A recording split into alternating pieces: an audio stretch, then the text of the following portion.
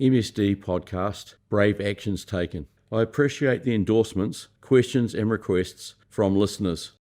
I've received a considerable number of questions in regard to those that we have trained, having had to use the given skills under real-life threats. The MSD podcasts are primarily to convey MIL self-defense and MIL CQC, tradecraft training, principles, practices and tips. They were not intended to be recollections of real-life actions on or war stories type content. However, there has been considerable interest in such recollections, and it is with this that we have started the Brave Actions Taken content. Note, content for Brave Actions Taken must be verified and supported by accurate reports. The Brave Actions Taken podcast will be on such threats and assaults reports. Over 98 years, there have been considerable numbers of real-life threat and assault situations effectively neutralised by those that we have trained, and we will look back into the records of such accounts for future inclusions. One such situation that I received by means of a detailed report I will cover in this first Brave Actions Taken inclusion on our MSD podcast.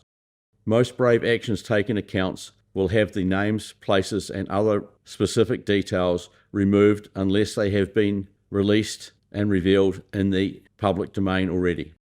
The individual in question will be referred to where needed as X in this report.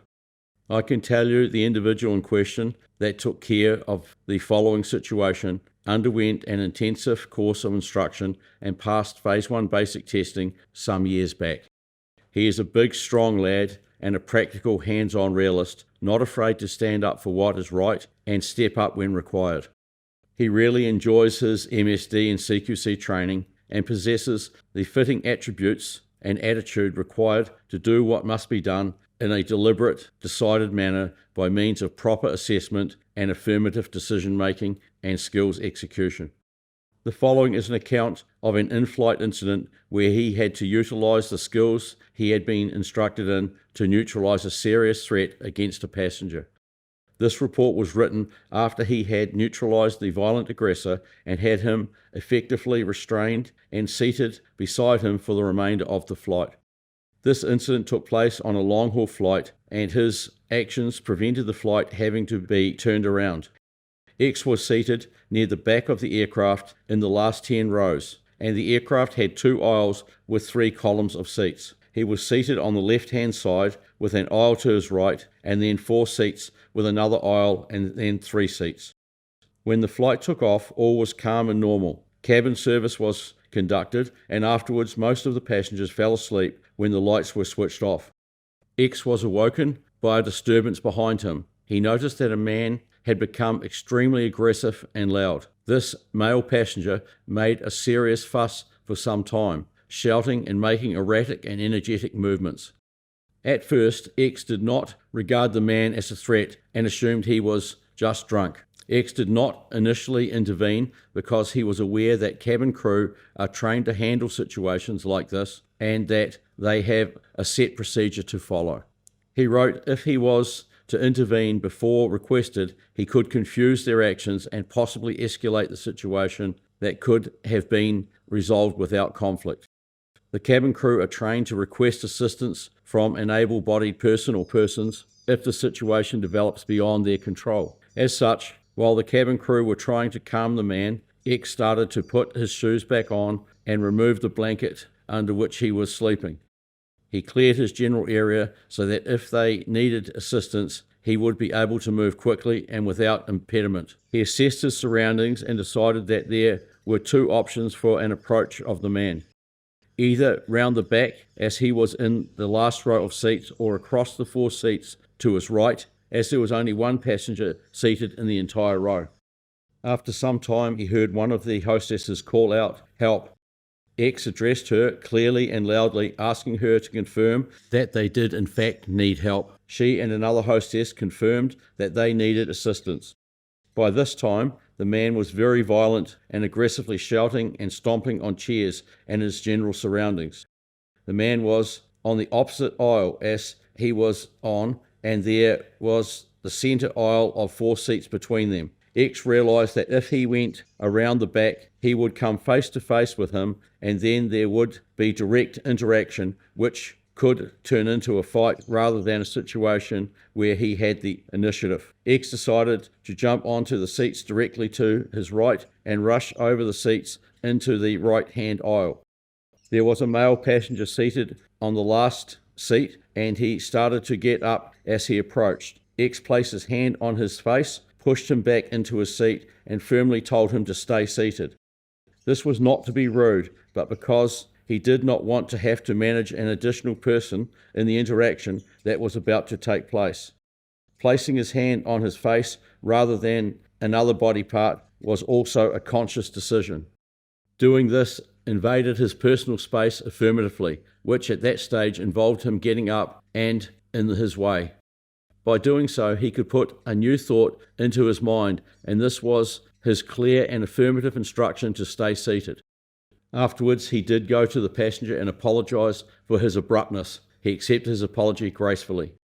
After clearing the passenger, X dropped into the right-hand aisle and, maintaining a low body position, he stalked into position behind the man outside of his peripheral vision. He did not shout at him or give him any indication of his presence, as he wanted to have complete surprise if needed, and he was also still assessing the situation. While he was moving towards the man, X saw that there was one passenger trying to stop the man. The passenger was using one hand to ineffectively pull him back. Again, this illustrated the point of that if you are going to do something, do it with conviction. The passenger pulling on the unruly man was having no effect on him. X placed his hand flat on the chest of the passenger, trying to stop the unruly man, and gave him a very firm push away. Again, this was not to be rude, but because he did not want to have to manage an additional person in the conflict situation that was about to take place.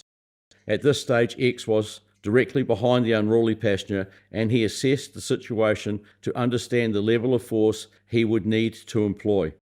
It was at this time that he realised the man was not stomping on the chairs as appeared to be the case when viewed from the other side of the centre aisle where his seat was, but he was in fact repeatedly kicking a female passenger in the head.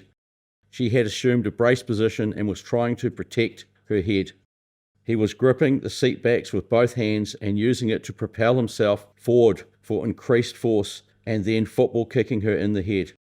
X realised that he needed to immediately neutralise him, as he was potentially seriously injuring this victim.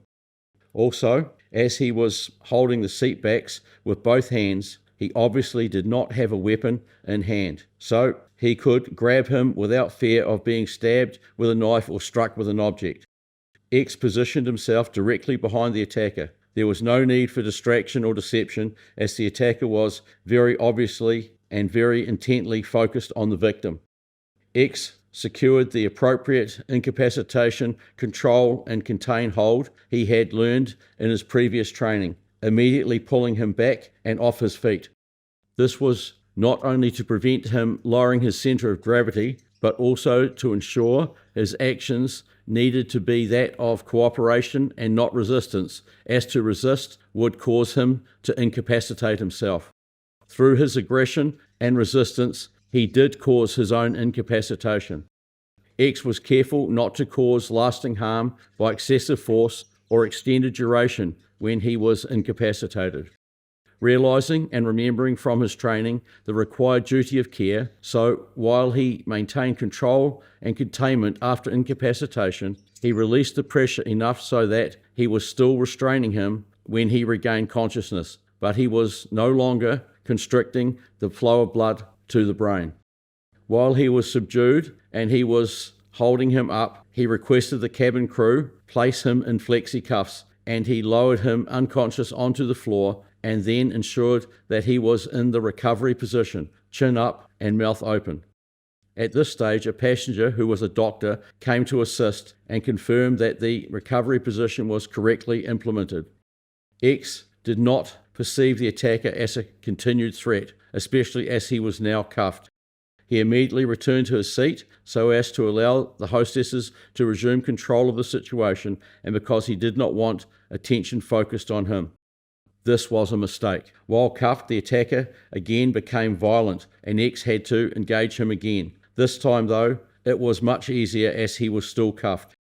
At this point, he advised the cabin crew that he would change seats and remain with the attacker for the duration of the flight. He also asked for a seatbelt extension and used this to more securely restrain the attacker. X advised the cabin crew to tell the captain that he had the attacker under control and that the flight did not need to land or return and that they could continue on to their destination. X remained with the attacker for the duration of the flight. X knew that the police would have to come and arrest the attacker as this was a major in-flight incident, and additionally that the other passengers would have to remain seated while the police escorted the individual from the plane. X, however, said he would stay with the man until he was in the custody of the police. This was firstly because he could not leave the female cabin crew alone with the attacker, but also because he did not want an obviously unstable person moving amongst all the passengers. This concludes his record of the events. Additional comments made by X. One thing I should have done somewhat better would have been to ensure that his environment in which he was being detained was free of objects to use as a weapon, if he should relapse into another violent episode. Thank you for your training, Tank. I was amazed at how smoothly and efficiently I was able to utilize the different skills required. This is partly down to my own commitment to the training, but mostly due to the high level of training given to me by you and your assistant instructors. The week-long intensive course you instructed us in proved its worth and ultimately and fundamentally proved the importance of good instruction and good instructors. Thank you to you and all the people I have had the privilege of training under. Looking forward to attending courses in the near future, and I hope this encourages others to upskill and stay current, willing, able, ready to protect themselves and others. In conclusion to this provided report, I add the following. There must be many situations where soldiers and civilian exponents that we have trained have had to use their capabilities, proving their bravery and skillfulness that are never heard about, and often for good reasons. My dear friend, the late Bill Hall, who served in the Independent Company and later in World War II in Bomber Command, would always remind the good lads and lasses under our training that our military self-defense and close combat skills are for life, and that they are the best and cheapest insurance when there is no out option and you are in the face of imminent danger. Although he was deeply religious and a kind and caring gentleman, he was never afraid to take care of himself and others, and would say that the good Lord never said you should not protect yourself under assault. He considered the MSD and CQC training we provide a best means of aggressor incapacitation, as he would put it.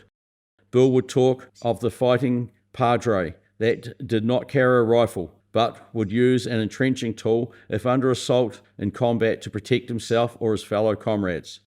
Those that have the intestinal fortitude to combat or counter aggressors for their self-protection or the protection of others have the same biological makeups as everyone else, and as we say in MIL CQC, the hard facts of the matter are those that have the intestinal fortitude and inner resolve to overcome their fears and do what must be done, do so, and those that do not, do nothing. This account of brave actions taken proves the importance of arming oneself with the best of proven primary practices and remaining committed and current, so as to be willing, able, ready, should you need to protect yourself or others. To X, a fellow committed practitioner of our European military self-defense and CQC, you effectively neutralized this in-flight situation, and we commend you and thank you for providing your detailed report. Well done, and in the words of our founder, the late Sergeant Major Harry Baldock, keep up your training, always remembering MSD and CQC training are tasks to be continued and not projects to be completed.